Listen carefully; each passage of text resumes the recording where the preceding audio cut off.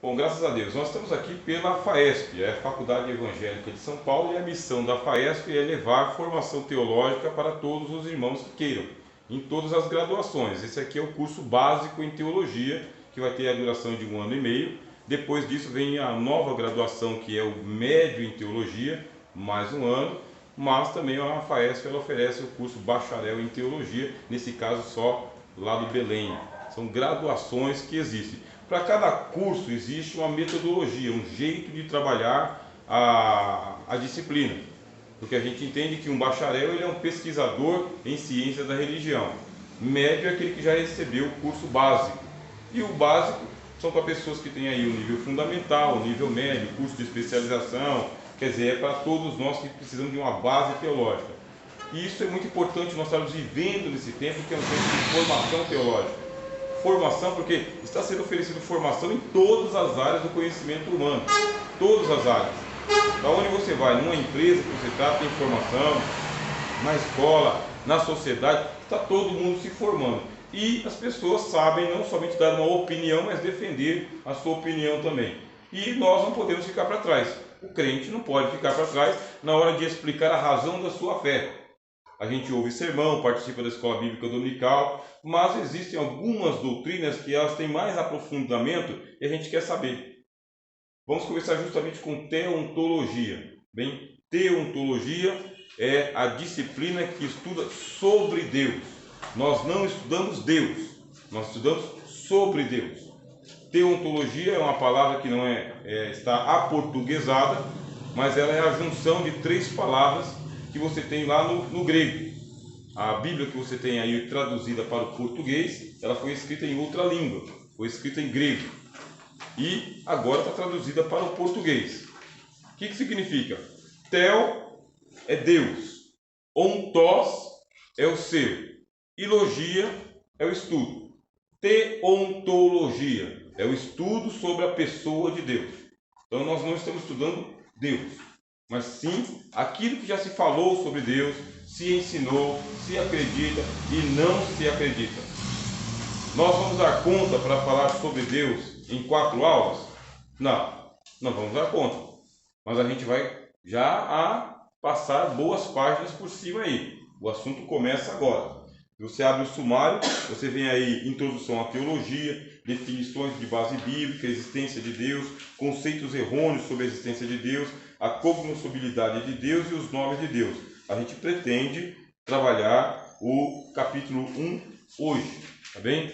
É o que a gente pretende fazer, trabalhar o capítulo 1 hoje. Então vamos lá, já sabemos que tem uma disciplina só para poder estudar sobre Deus e aqui está introdução à teologia. Eu costumo falar com os irmãos o seguinte: você entraria num consultório odontológico e abriria sua boca para que uma pessoa que não tem nenhum conhecimento da sua arcada dentária, ele arrancasse um dente seu ou obturasse? Tem coragem? Mas as pessoas têm coragem de entregar a alma delas nas mãos de pessoas que nem mesmo conhecem sobre Deus. Tem muita gente que despreza a teologia, diz que não precisa de teologia. Aí eu pergunto, você entraria num ônibus para poder ir daqui até o Rio de Janeiro se essa pessoa não tivesse nenhuma habilitação, categoria E? Não, nem a empresa entrega o ônibus na mão de um motorista desse aqui. Tem que ter habilitação. A nossa alma ela é tratada por pastores, por pregadores, professores, gente que está no dia a dia com a Bíblia aberta. E por incrível que pareça, pessoas que desprezam a teologia, lutam contra a teologia, não têm formação e desincentivam todo mundo. Fico aqui agradecido a Deus pela presença de todos vocês. Vejo um grande número de irmãs aqui presentes, junto com os irmãos também. E isso aqui é uma marca histórica, tá bem? É uma conquista histórica. Por quê? Porque quando essas mulheres aí começarem nas suas oportunidades a explanar a palavra de Deus para o ministério em várias igrejas, alguns irmãos vão dizer o seguinte: por que eu não me matriculei no curso básico em teologia? Porque eu sei menos que ela. Você está se habilitando e vai fazer diferença sim nas orações, vai fazer diferença na hora que você ler a letra de um louvor, vai fazer a diferença se você liderar um departamento da igreja, vai fazer diferença se você pregar um sermão. Porque o curso básico ele contempla o conhecimento de várias disciplinas da área teológica. O nosso material é a Bíblia, só que vem também hermenêutica, que é uma disciplina para poder interpretar a Bíblia. Vem homilética, que é uma disciplina para pregar a palavra de Deus. Vem pedagogia, mais para frente, que é para trabalhar com a escola bíblica dominical ou os seminários. Sem falar de cristologia, pneumatologia, doutrina sobre Cristo, doutrina sobre o Espírito Santo, doutrina sobre a igreja, doutrina sobre escatologia, várias doutrinas. Garanto para as irmãs e para os irmãos o seguinte: daqui mais ou menos uns 6 meses, vocês vão notar a diferença da maneira como vocês estão e como vocês estarão, e não só vocês vão notar, muita gente vai notar também. Aí vai dizer, está estudando o quê? Teologia. Da mesma maneira como um dentista precisa ter o diploma no aparelho para poder ver se o dente está cariado ou não e o que vai fazer com isso, e o motorista precisa de uma habilitação, e um advogado precisa de uma carteirinha da OAB, assim também aquele que fala sobre Deus tem que ter um preparo intelectual, além de espiritual. Aqui é uma academia, aqui é uma oficina. Aqui a gente vai trabalhar com a doutrina, os irmãos vão perder a timidez, vão querer fazer a pergunta, vão fazer a pergunta e vão falar o seguinte: olha, que bom que Deus deu essa oportunidade aí pra gente. Que bom. Isso que é teologia. Teologia é uma ciência. Sendo ciência, ela tem uma metodologia, um jeito de falar, um vocabulário que é próprio dela, porque ela é ciência. Tem alguns questionamentos que é próprio do cientista. O cientista é uma pessoa muito desconfiada. Ele começa a encontrar dificuldade onde ninguém encontrava dificuldade. E isso é muito bom também. Por quê? Porque vai amadurecendo você, vai ficando maduro. Dificilmente acontece, mas dificilmente uma pessoa que estuda teologia esfria na fé. Acontece, mas dificilmente esfria na fé. Mas acontece, tá bem? Como nós somos pastores, toda vez que a gente trabalhar com a matéria teológica, a gente vai puxar o cajado. Quer dizer, a vocação pastoral faz parte do pastor Lucimar, do pastor Fernando, do pastor Rogério e de qualquer irmão que vier ministrar para vocês aqui. O nosso diretor, que é o Luiz Torralbo, ele é pastor também, é uma faculdade evangélica das Assembleias de Deus.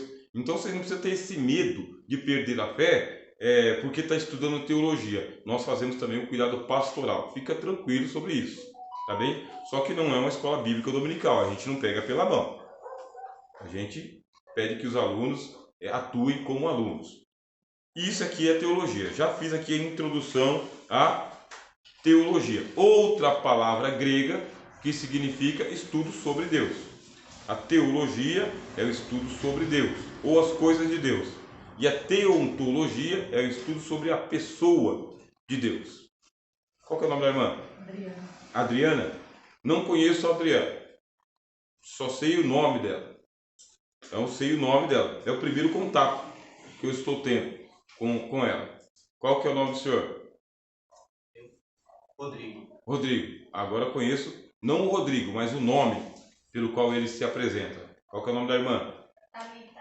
Thalita. Também não conheço a irmã. Conheço o nome com o qual a irmã se apresentou. Se vocês aqui apresentarem qualquer nome para mim que não seja o seu, eu não tenho como verificar. Disseram que o senhor é o Rogério Ceni. Do Paraguai. Do Paraguai.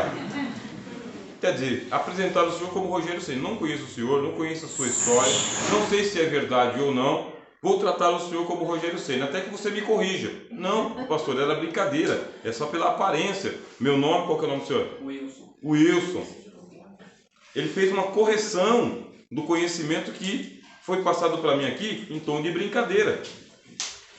Então, o que faz a teologia? Eu tenho a Bíblia, eu tenho a revelação, eu tenho os sermões que todo mundo prega, eu tenho os livros. Paz, minha irmã, tem lugar aqui, ó. Tá bem? Sobrou para a senhora aqui as cadeiras da frente. Seja bem-vinda. Tá bem? Então, o que acontece? A teologia vai fazer correção de rota. Vai tirar você do senso comum. O que é senso comum? Ouvir dizer. E vai transformar você num Jó. Ah, gostei tanto de cantar música de Jó, então vira Jó. Para virar Jó tem que passar pela aprovação de Jó. Ah, eu conheci o Senhor de ouvir falar, mas depois que o Satanás levou tudo que eu tinha e os amigos que eu tinha virou um Satanás em carne e osso, agora, e o Senhor apareceu para mim, vendo que eu estou todo comido de bicho aqui, caiu o meu cabelo, minha pele está fedendo, E ao invés de o Senhor chegar para mim aqui e passar a mão nas minhas feridas e me dizer, coitado de você, vim te ajudar, o Senhor aparece para mim em forma de redemoinho. Gostaria disso? Você está lá no hospital, lá acamado, entubado, e Deus aparecer para você em forma de redemoinho? Foi o que aconteceu com Jó. Falou o Senhor a Jó do meio de um redemoinho. Por que Deus não teve dó de Jó? E outra coisa, não amaciou a carne não, coitado do meu servo Jó, não. Quem é esse que sem conhecimento entenebrece o meu conhecimento? Com palavras vãs, é o que Deus falou para Jó. Quem é você para estar falando tanta coisa assim? Já que você é sabidão, vem aqui que eu vou te fazer umas perguntas. Essa foi a visão que Deus deu para Jó, cheio de chagas. Na música falam isso para você? Que Deus humilhou Jó? Não, na música não fala, mas foi o que ele fez. Vem aqui, aonde que você estava quando eu estava fazendo o céu e a terra? Você tem tanto poder assim? Você já pescou um leviatã pelo anzol? O que é um leviatã? É um monstro marinho que vive no submundo. Você já fez isso? Você já contou todas as estrelas e chamou pelo nome? Você guia a ursa menor? Quem é você? Você sabia que se eu colocar a minha mão na profundeza do oceano, só chega no punho? Você sabia que se eu pesar toda a terra na minha mão, não cabe nem na concha da minha mão? Aí Jó foi ouvindo aquele Deus falando assim com ele. Esse é o Deus que Jó falou? Você lê todos os 38 capítulos e as falas de Jó, Jó falou, e aí Deus fala, tudo que você está falando são palavras insensatas, senhor Jó. Você pensa que conhece e não conhece tanto. Aí o Jó faz o quê?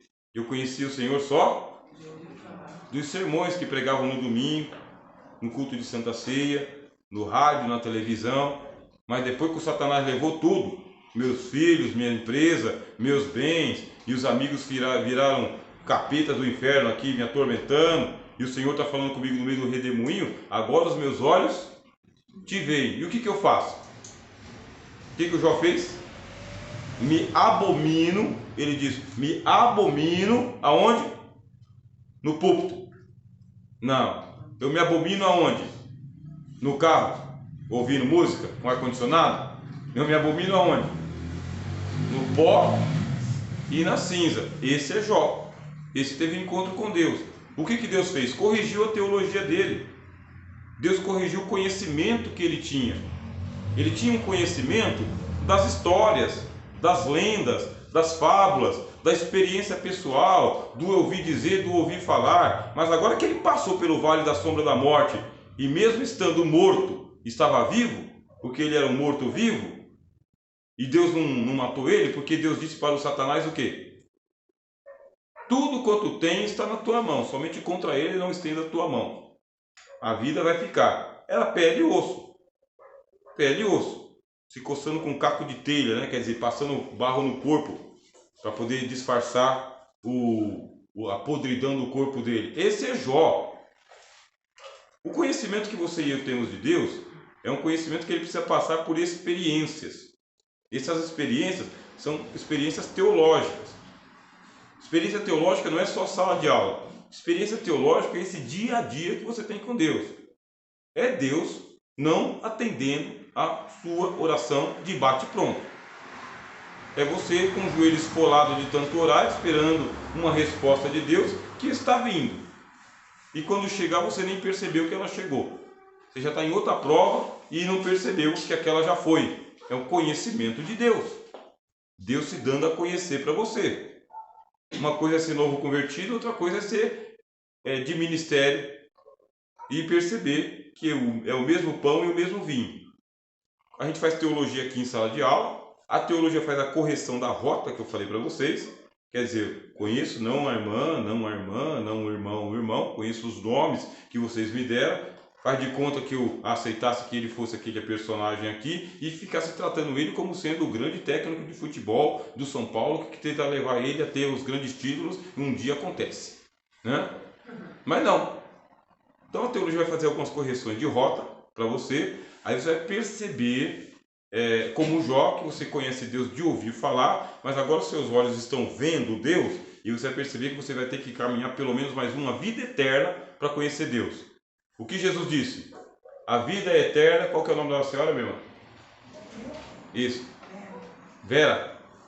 Vai dizer com a nossa irmã Vera. vai lembrar que o Senhor Jesus disse assim: a vida eterna é esta, que conheçam a Ti, único Deus verdadeiro, e a Jesus Cristo a quem enviaste. Quanto tempo você precisa para conhecer Deus? Quanto tempo? 10 aulas? 200 aulas? 100 anos? Quanto tempo? Qual que é o nome da irmã? Quanto tempo a irmã precisa para conhecer Deus? Nem ideia?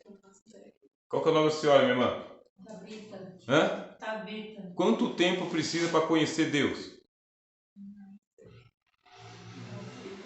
Não sabe? Qual que é o nome da irmã? Juliana. Quanto tempo a irmã precisa para conhecer Deus? Jesus disse: a vida é toda. Que vida? A vida toda. Qual vida? A vida eterna. Você vai entrar na eternidade para poder começar a conhecer Deus, e como a eternidade não termina, enquanto a eternidade não terminar, você não conheceu Deus. Para conhecer Deus tem que passar para a vida eterna. E para passar para a vida eterna você tem que vencer esse mundo tenebroso aqui. Porque os que descerem para o inferno vão continuar na ignorância. Agora aqueles que passarem para o lado de cima, terceiro andar, terceiro céu, aí começa o conhecimento de Deus para sempre. O Apocalipse fala que o Cordeiro ele vai conduzir o rebanho de Deus aos mananciais da água da vida, para sempre. É o Cordeiro na frente e você seguindo o Cordeiro. A vida eterna é esta: conhecer a Deus, o único Deus verdadeiro, e a Jesus Cristo, a quem Ele enviou. Precisa viver para sempre. É um conhecimento que não tem fim, irmãos. Não tem fim. O curso básico em teologia tem fim.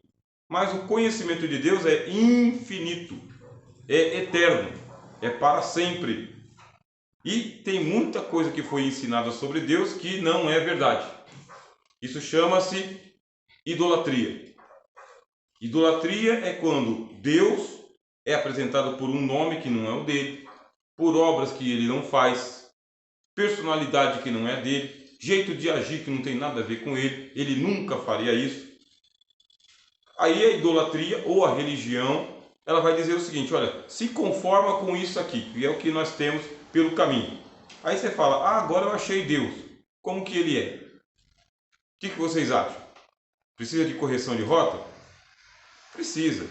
Se para a gente se formar dentista tem que estudar, se para poder tirar uma carta de motorista tem que passar pela autoescola, se para se tornar advogado tem que passar pela Ordem dos Advogados do Brasil, se para fazer uma operação tem que estudar medicina e depois se especializar, tudo depende de você estudar e conhecer. Quanto mais Deus, irmãos. Quanto mais Deus.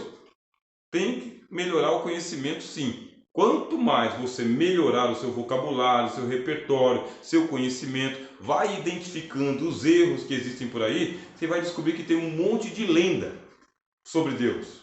O Deus lendário. E esse Deus lendário, ele é um barato, por causa que ele é muito parecido com os deuses das religiões.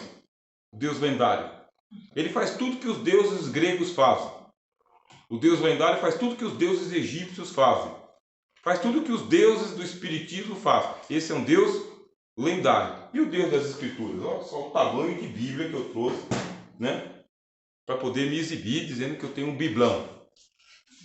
Vocês vão perceber que eu sou bem amostrado, né? Pregador é amostrado. Pregador chega com o biblão assim, ó, dourado debaixo do braço assim. Aí o pessoal já sabe, esse é o pregador da noite, né? Esse é o pregador da noite. Aí pega, né? Faz aquela saudação bem empolada para todo mundo, saúda todo mundo, abre a Bíblia que se espalha assim e você percebe um esboço do lado. Por que o esboço do lado? Porque é um roteiro para ele não se perder. É um roteiro. Quer dizer, para dar conta desse livro, meus irmãos, desse livro aqui, Deus levantou profetas e apóstolos ao longo de 1600 anos para que cada um escrevesse um pouquinho só. Se nem o apóstolo e o profeta deu conta do livro, não vai ser o professor Rogério, com todo o exibicionismo que tem. E nem você também, com toda a sua faculdade mental que você tem. Isso aqui não é tarefa para uma só pessoa. Esse livro aqui ele é um desafio para todo mundo. Para todo mundo, para o pastor, o presbítero, o líder de ciclo de oração, professor de escola bíblica dominical, novo convertido. Isso aqui é um livro que ele desafia você. Porque ele faz a correção de rota. Ele fala de Deus como nenhum outro livro do mundo fala. Porque os homens que escreveram esse livro aqui andaram com Deus e Deus colocou eles na berlinda. Qual que é o nome do senhor? Daniel, nome do profeta. Se o senhor fosse o profeta Daniel, tinha ido parar na cova dos leões. Não sei se você ia ter a fé de Daniel. Tinha que ter, porque senão ia virar comida de bicho. Ia. Porque o homem foi jogado numa cova de leões com mais de 70 leões, diz a história. Não a Bíblia, mas a história diz que eram mais de 70 leões. Ele passou a noite lá e os leões não pegaram ele. Depois ele colocou no livro, ó, passei a noite com os leões e estou vivo aqui para contar a história. Quer dizer, a Bíblia não foi escrita num gabinete, não foi escrita na internet porque eu estou com vontade de aparecer como articulista. A Bíblia foi escrita com a experiência de um homem de 80 anos de idade como Moisés, andando no deserto com um monte de gente incrédula. Você aguenta andar com gente incrédula? Mas tem que andar, né? Vocês trabalham com todo mundo crente? Onde você trabalha é todo mundo crente? E na sua casa, não é todo mundo crente na sua casa? E aí, tem alguém aqui que é casado com gente não crente? Né? Ou o filho abandonou a fé e não quer mais? Ou alguém assim? É fácil? Agora imagine uma igreja inteira de gente não crente. É a igreja de Moisés. Dava para ele chegar lá e falar assim: ô pastor Davi, eu estou aqui para entregar a igreja, que aquela igreja lá é todo mundo desconvertido. Moisés conseguiu fazer isso? Não. Moisés teve que ficar no deserto 40 anos com o povo descrente, incrédulo, fazendo um monte de coisa errada. E a pandemia pegando eles pelo meio do caminho lá, porque todo dia morria milhares de pessoas de descrentes que Deus matava pelo deserto. Com doença, com cobra, com a terra se abrindo, era muita rebeldia. Será que merece crédito um homem desse quando ele escreve sobre Deus? Será que merece crédito os livros de Moisés? Essa experiência que ele teve com Deus. Ou o apóstolo Paulo, apóstolo Pedro. A Bíblia foi escrita por testemunhas de Deus, gente que viu Deus, ouviu Deus, que não tem vaidade nenhuma. Ou um profeta Isaías, por exemplo, que Deus disse para ele o seguinte: bom, Isaías, o negócio é o seguinte, você vai andar que nem um louco no meio da cidade, tá bem? Por 3 anos. Esse é o período que Deus deu para Isaías. Como um louco, você vai tirar a roupa e você vai andar nu no meio da cidade. Mas Senhor, eu sou profeta, eu sou homem. Então por ser profeta e homem é que você vai andar nu. Porque é assim que está Israel diante de mim. Sem obras nenhuma, sem justiça nenhuma. Pensa que está todo vestido, na verdade está nu, cego, miserável, pobre e desgraçado. Mas tem que ser eu, Senhor, tem que ser eu. Aí o Isaías falou: olha o que Deus fez comigo. Escreveu um livro lá com 66 capítulos. Ou um Jeremias que Deus chamou ele e disse para ele o seguinte: você não vai casar. Ah, mas eu sou um rapagão, eu quero casar, quero ter filho. Não, você não. Mas Senhor, eu já tenho até uma noiva prometida, mas não vai casar com a sua noiva prometida. E o que eu faço? Você vai ser um eunuco da parte de Deus. Jeremias foi proibido de casar. Quer ser profeta? Alguém aqui ainda se habilita a ser profeta de Deus? É que eu gosto do dom de profecia com línguas estranhas e sapato de fogo. Eu gosto de colocar no pôster da igreja, né? Nesta noite sublime, o grande profeta de Deus vai profetizar. Você gosta? Aí o Jeremias é jogado no poço. No poço. E não é um poço seco, não. É o poço da latrina do palácio. Esse é o poço da latrina. Alguém aqui já foi do interior? Morou no interior? Sabe como que é, né? O banheiro do interior, né? Cava um buraco na terra, põe uma casinha lá, uma porta de madeira, um caixote, se vira. É isso aí. Poço do palácio. É ali que o Jeremias foi jogado. Quer ser profeta ainda? Será que um homem desse merece crédito quando ele escreve um livro? Experiência com Deus. O que é teologia? É passar por essa experiência. Eu comecei falando de Jó, falei de Daniel, falei de Moisés, falei de Isaías, falei de Jeremias e posso falar dos apóstolos todos. Nós estamos aqui hoje para estudar sobre isso. É o Deus das Escrituras, não um Deus inventado pelas religiões, não um Deus das lendas judaicas ou das lendas evangélicas. Tem um Deus das lendas evangélicas, né? Tem um Deus das lendas evangélicas aí que, olha, ele é antibíblico, mas pelo menos ele ajuda você a sair do sufoco. É o Deus das lendas evangélicas. Tem? Tem também. Tem. Aí depois que você começa a ficar tarimbado, quer dizer, você fica desconfiado de que estão vendendo deuses por aí, aí você pega, senta, estuda e fala: nunca mais eu vou fazer isso. nunca mais eu vou comprar uma vassoura ungida. Acabou. Nunca mais você vai fazer eu pegar, me dar metade do meu salário em um voto para ver se um milagre acontecer. Nunca mais. Por quê? Porque o Deus que é revelado pelo Senhor Jesus Cristo, ele está em outra, viu? Outra revelação. Não é isso. Então a gente tem aqui, ó, no seu livro, se você abrir aí na página 8, vai dizer para você sobre definição de Deus. Como assim definição de Deus? O que é definir? Colocar limites, não é? Definir é dizer que tem um fim. Tem definição para Deus? Só por essa lógica? Não. Impossível. Deus não pode ser definido. E então o que a gente está fazendo aqui? Né?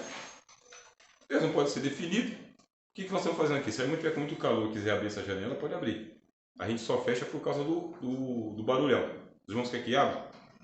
Para ventilar mais? Tá bom?